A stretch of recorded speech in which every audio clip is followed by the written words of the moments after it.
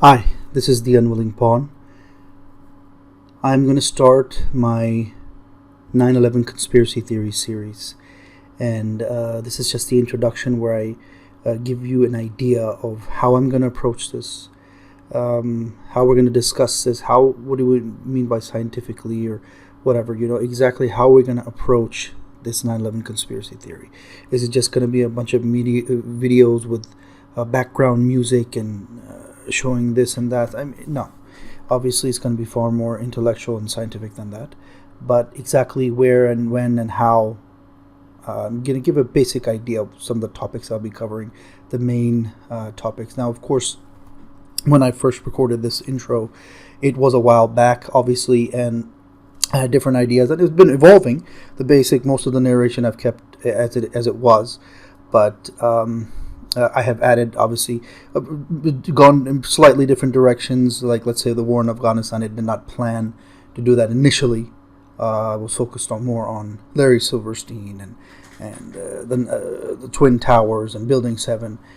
And I'm going to get to that, obviously. But the war because of the Taliban taking over Afghanistan, I felt that war in Afghanistan was big, and the wars in the Muslim world were big. But I figured the war in Afghanistan was best to cover, especially because it was so linked to 9/11. It was the direct response, the immediate response from the United States of America after the attacks on 9/11 was to invade Afghanistan, because supposedly Osama bin Laden was there. So analyzing the war in Afghanistan was important. So I'm coming back and getting this intro to the intro. So this is my introduction to the 9/11 series, 9/11 conspiracy theory series. The 20th anniversary of this horrific act is upon us. And after almost 20 years, those who have so wronged this world have yet to even be properly exposed, much less prosecuted for their crimes. Yes, we know there were attacks by foreign nationals, but what we pretend not to know is the real monsters who are behind it all. Because confronting these types of boogeymen is not something that most people can handle. Facing the criminal when he stands in front of the skeletons in his closet, looking into the eyes of a serial killer after he has raped and killed helpless little girls. Staring into the eyes of the devil is scary, because we stand unequipped, unprepared, weak, because of our own flaws, defects, sins. Due to our cowardice of fear, silence, foolishness, we have allowed completely false narratives to be pushed as history and enable the wrongdoers to get away with their crimes against humanity and use 9/11 as an excuse for committing even more atrocities against the people of this world. All the wars that have been started, all the hatred and stupidity, all the venom that has been spewed out, all of the criminal policies, all of the hell that has been raised on this earth in the name of their 9/11. And anyone who dares to speak the truth is labeled a conspiracy theory lunatic, unhinged, a madman, a terrorist, a traitor, or some other nonsense. Nothing is right. This is all wrong, and it has to stop. We can't let the enemy, our true enemy, obfuscate the obvious, glaring reality that 9/11 was in fact an inside job. That criminal elements of the US government and other governments, powerful oligarchs, and others were involved in the biggest crime of our time.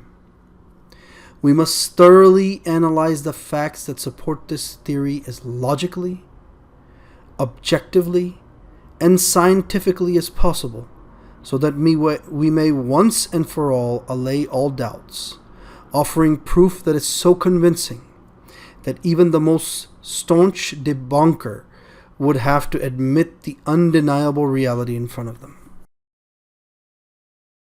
One of the reasons people are unable to see straight on the facts of the 9/11 conspiracy theory is that they are guided by the intense emotions they feel on the subject matter. There's politics, there's race, there's religion, and so many other social factors that completely overtake a person's reasoning capabilities and make them choose a side. But on whether or not the conspiracy theory is true, there is no side. There's only truth, falsehood, and human doubt. And the enemy plays with this doubt. He gives you disinformation agents and incomplete theory presentations to discredit the truther movement. The problem is you have many people who have a sense that something's wrong. They know that 9/11, they feel like 9/11 was an inside job, but they don't really do the research. They don't know where to research. And the end result is they end up presenting the 9/11 theory in an incomplete manner without the proper facts, and they end up embarrassing themselves and making the theory look false, when in fact it's true. They end up discrediting the truther movement. And then, of course, you have paid disinformation agents whose job it is to discredit the movement, to hurt the movement, to discourage people from entertaining 9/11 as a serious theory. 9/11 conspiracy theory is a serious theory, as truth. What they'll do, and I'm sure you're familiar with these types of disinformation agents, but what they'll do is they'll tell 100 different lies. Misinformation, nonsense, falsehood, slander, character defamation, 100 different lies, causing nothing but mischief in the country. And then, amidst all those lies, they'll toss in a little bumper sticker that says 9/11 was an inside job. Why? They're trying to make a mockery out of it. So they'll tell one truth amidst 1,000 lies, 100 lies, 200 lies. And then people will associate that truth, the 9/11 was an inside job, with their falsehood. They won't even entertain the theory. They'll say, oh, this is all madness. This is all for those conspiracy theory nuts. But in fact, that's not the theory. So the way I'm going to approach it here is I'm going to look at just the facts. Approach it scientifically and intelligently as we can here to make the matter clear. Now, the enemy would have you believe that a string of coincidences means nothing, proves nothing. But let's look at the list of proofs of this conspiracy theory like we're uncovering a murder. Let's look at this evidence gathering like we're detectives putting together various pieces of evidence that identify the real killer, be it the murder weapon, prior grievances and fights, financial or other social incentives, the suspect's stories and claims, forensic evidence, witness testimonies, experts' analysis of suspect's demeanor, you name it. If you find the killer with a bloodied weapon clutched in hand and claiming that he was only trying to help the victim, you don't have enough to be absolutely sure he's guilty. You don't have enough to charge him, although he's your prime suspect. Of course, he was at the crime scene with the murder weapon in hand. He claims he was taking it out, about to call the ambulance, whatever. That's what he claims. If you later find out that he had a fight with the victim prior to the murder and has personal issues against him, then his claim starts to unravel. Let's say he claimed to the police initially that, oh, I don't even know him. I was just trying to be a good citizen and trying to, call the ambulance and everything and trying to help him out. Well, we found out later that you fought with him. Story doesn't check out. If you later find out that the victim and the killer's wife may have been intimate, then there's motive he had to kill. Obviously, if he feels that the killer feels that his wife may have been cheating on him with this the victim or the deceased, then of course that's motive to kill. And then you hear testimony from the neighbors, family, colleagues about the person's character and personality. And then you get the forensic results on the crime scene and the most likely chain of events. As you find more and more pieces of evidence leading to the same conclusion that he's the killer, you can't look at any one piece of evidence isolated from the rest, saying that it is, on its own, Not convincing enough. Sure, when you first found him with a murder weapon, maybe that wasn't enough. In a lot of countries, of course, he'd just be arrested and it would be enough, but he'd just be assumed guilty. But if you are talking about a system, let's say in the United States of America, where the criminal suspect has good rights, has better rights and better chance to fight his case and so on and so forth, assuming that he's innocent, and oftentimes even when he's not innocent. So the criminal suspect has far more rights in a place like United States of America, as compared to many other countries of the world. But one piece of evidence wouldn't be enough to guarantee conviction, to secure conviction in a fair society, assuming he gets a fair trial. Those list of coincidences or circumstantial evidences must be taken together because they shed light on what actually happened. Now, I'm not saying you look at just one thing. You look at all of them. Each one may not be absolutely convincing enough, but oftentimes with 9/11, people say, oh, there's a coincidence. It's all a bunch of coincidences. Yeah, sure, but it's not just one coincidence. It's a volume of coincidence. In the real world, of course, it takes far less than this in most cases to secure criminal convictions even in the United States, where the burden of proof is far greater than in most legal systems of the world, beyond all reasonable doubt. The list of coincidences, all leading to the same conclusion, that 9/11 was an inside job, is so immense that I had to break it down into multiple sections or parts for clarity and practicality. I will be presenting the theory in written form through these blogs with commentary videos to accompany them, the one you're listening to right now. Commentary videos, audios. It says it's on YouTube, so it has to technically be a video, but it's basically audio. Please read all of the sections and watch all of the videos, and then dare to tell me that there is just not enough proof that 9/11 was an inside job. Dare to tell me that it's all anti-Semitism. Dare to tell me that it's all the ploys of enemies of America or Israel or the West. Dare to tell me that it's just a bunch of losers who have nothing better to do than to concoct fantastic tales. Dare to tell me that you have not been convinced, beyond all reasonable doubt, that 9/11 was an inside job. Dare to tell me. The point is, I've heard from so many people, oh, it's just a bunch of coincidences. I mean, we can play these games all day and it won't lead anywhere. Well, you're not looking at it objectively. The problem with people on 9/11 issue, because of all of the emotions and the race and the implications, America's war on terrorism and so on and so forth, because of the implications, if the 9/11 conspiracy theory is true, they just don't even entertain it. They pretend like it doesn't exist. Well, it does exist. It is true. And this many coincidences cannot be ignored. They're indication of the truth. It's what happened. So look at it like, as we go through all of the facts of 9/11 conspiracy theory, look at it like we're uncovering a murder.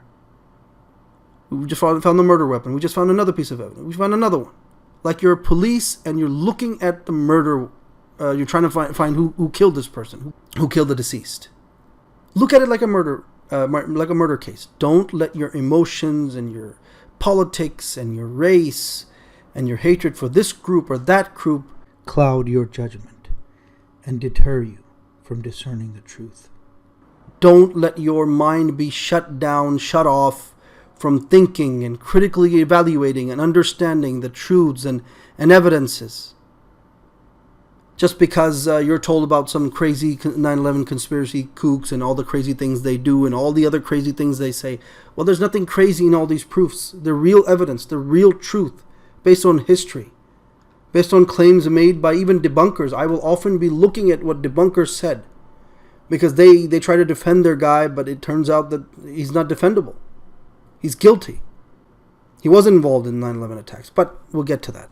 Just to give you an idea of some of the sections, and these may not be the names of the sections. Some of them are they might be combined into one section, or there may be even 2-3 sections when I tell them that there's a one section, but it's going to be divided into multiple sections. So the first, then the part 1 that I'm going to get to very soon after this video. I'm not going to do it in this video. It's just an introduction. I just want to give you an idea of how I'm going to tackle this, how I'm going to approach this. It's going to be Larry Silverstein and the World Trade Center. So insurance fraud and this and that, and who owned what tower and who leased what, And then, of course, I'm going to get into another section, and we're going to talk about the engineering and controlled demolition, and all the indications that it was a controlled demolition, that all of them were.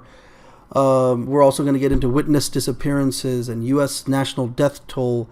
How many people really died? It's not just about the people who died during the attacks. How many we're talking about American national. We're not talking about all the other people who died because of the wars that America started in the name of 9/11. We're not getting into the foreign national. We're only talking about American nationals who were killed off, witnesses who were disappeared, FBI agents who were investigating and they died, conspiracy theory truthers, blowback for them, their careers were ruined or the person was killed, shootouts, William Cooper, Bill Cooper, so many others.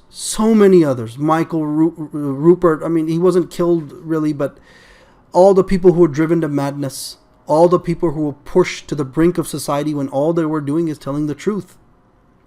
The blowback for the truthers, the witnesses who were disappeared, the first-hand witnesses, first account witnesses on the scene near ground zero, what the firefighters were saying, what the people were saying, where are those claims? The families of the victims still to this day begging the government for compensation for what happened to them, their families, where they disappeared to. 9/11 Commission and their official story, airline stock options, and all other indications of prior knowledge. Anyone who had money to make and how they made money. But one section we're going to dedicate to Larry Silverstein. I do want to remind people that a lot of people just focus all on him. It's all about Larry Silverstein. No. He's just one arm, one leg, one part, one section of this long list of coincidences and proofs and evidence that in fact 9/11 was an inside job. If you get distracted, then one, you don't look at all the evidence of 9/11 being a conspiracy. You can look at Larry Silverstein separately. Fine, later. But don't focus on him. The focus is on what? Whether 9/11 was in fact an inside job or not. That's what the focus should be. And then when you're done with that, when you're absolutely convinced, in fact, you look at all the evidence, okay, and then you can look at specific points of how if you want to make a case. But some of these people are so untouchable. They're elites. They're powerful billionaires protected by high on up. You'll never be able to make any case against them. But that's not the point, though. You're getting distracted.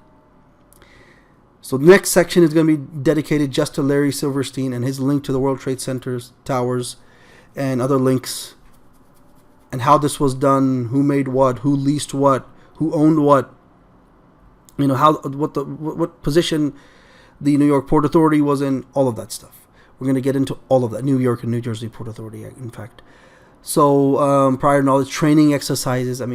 Now the thing is, I won't really, in most cases, unless it's directly from a government source or something like that, I'm not going to be mentioning any sources. It's not that the sources aren't out there, and it's not that I'm trying to hide the sources, but the reality is one source, and a lot of this information is out in the public and everywhere, and it's not in dispute. I'm not going to be presenting anything that's really in dispute. Oftentimes I'll quote things just from a debunker, but I don't want to mention which debunker's blog, where I read it. Doesn't matter. It matters that this was being spread as disinformation to distract people from the truth.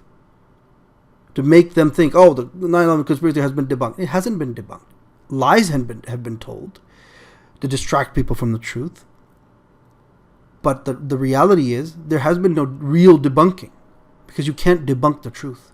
And people are going to eventually find out. So my goal is, my hope is that the people will look at 9/11 the way it should be. It should be a part of history. We should know that, yes, criminal elements of the U.S. government and other governments, monsters were involved, people who had things to gain, politics, domestic politics, foreign politics, policies, and they were willing to go to do this. They were willing to do this to make money. They were willing to do this to achieve their political goals, to raise hell on earth. There's some really nasty people, and we have to acknowledge that reality. That's true. It happened. So my hope is that this becomes eventually known as history. That in fact 9/11 was an inside job. It should be taught as world history. It's an important event. It's the biggest event of our time, in my opinion. It's like the previous generations, they had World War I and World War II. In our generation, our time, the millennial generation, this was the biggest event of our time. It completely changed the world. It allowed so many monsters of this world to just raise hell, kill millions of people, and destroy the lives of countless of their own American nationals. So many lives were ruined. Policies, domestic policies, Homeland Security, Patriot Act, you name it, completely changed the lives for the worse for pretty much everyone in the world. Everyone in the world has been touched by this. So it matters whether 9/11 was an inside job, because it's still being used as a weapon against so many others. So many wars have been started in the name of this 9/11. It matters that it was an inside job. It matters that America's war on terrorism is all nonsense, because criminal elements of the country were themselves behind it. This is one of the most important truths of our time. How can it be ignored? How can you dismiss it? How can you pretend that it doesn't matter? Of course it matters. So I want to raise this awareness. I want to get people to consider. And of course, if there's something false or incomplete, or you think I should have mentioned something else that I didn't, you have some kind of evidence for, absolutely. Share in the comments. I don't want to hear negative, evil comments, people just telling nonsense and curse words and threatening me. This is a waste of time. I'm just going to try to ignore those comments or delete them or whatever. But comments that are constructive, if I'm wrong about something, absolutely point it out.